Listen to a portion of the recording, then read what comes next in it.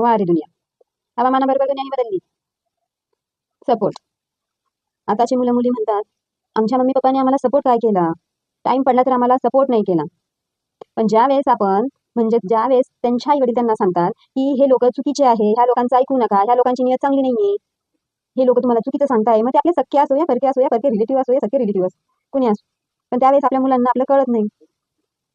मावस भाऊ असो या मावशा असो या त्यांचे मुलं मुली असो, पण त्यांच्या गोड बोलण्यामध्ये येतात, मावशांच्या आणि मावस भावांच्या भावा बहिणींच्या बोलण्यात येतात आणि स्वतःच्या आयुष्याचा सत्यानाश करून घेतात आणि मग परत वर्तवण करून म्हणतात.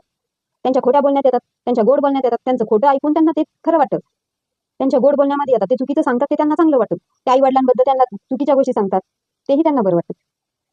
जर आई वडीलच नसते आणि जर आई वडील नसते तर त्यांना दुनिया बघायला भेटली असती का? आई वडिलांच्या सपोर्टमुळे तर खायला भेटलं, प्यायला भेटलं, बसायला उठायला भेटलं. आई वडिलांच्या सपोर्टमुळे चालायला लागले, आई वडिलांच्या सपोर्टमुळे दूध सुख सगळं काही आई वडिलांनी त्यांचं कणकण केलं. आई वडिलांमुळे त्यांना शिक्षण मिळालं, वाचायला मिळालं, बोलायला मिळालं आणि परत लागण तेवढं शिक्षण मिळालं, जे नाही ते चांगलं एज्युकेशन मिळालं, जे छोटीशी छोटी आणि मोठीशी मोठी गोष्ट शिकायला मिळाली, अनुभवायला मिळाली. जे बिचारे आई वडील उपाशी तापाशी राहिले पण हे ना यांना पहिले त्यांच्या गरजा पूर्ण केल्या त्यांच्या आई वडिलांनी, आणि आज तेच मुलं दुसऱ्यांचं ऐकून म्हणतात की ना आमच्या आई वडिलांनी आम्हाला टायमावर काय सपोर्ट केला. अरे आई वडील जर नसते तर ना आज तुम्हाला दुनिया तरी बघायला भेटली असती का? दुनिया पण बघायला भेटली नसती. आणि ह्या चुकीच्या मावस भावांच्या नादी लागून, मावस बहिणींच्या भावांच्या आणि त्या मावशांच्या नादी लागून स्वतःचा सत्यानाश करून घेतला आणि अजून दोष काय आई वडिलांना द्यायचा. अरे येड्यांनो, लक्ष